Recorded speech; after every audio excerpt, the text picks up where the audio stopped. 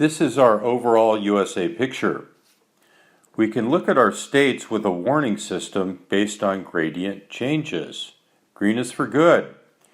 Yellow is for cases increasing. Red is for hospitalizations increasing and trumping yellow.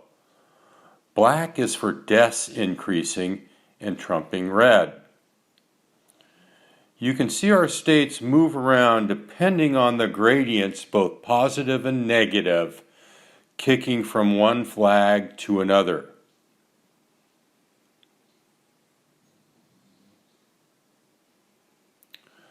The lockdowns that we incurred throughout the country did help turn us green. Memorial Day was a significant point in time where things opened up and we started seeing more activity with cases, hospitalizations, and deaths.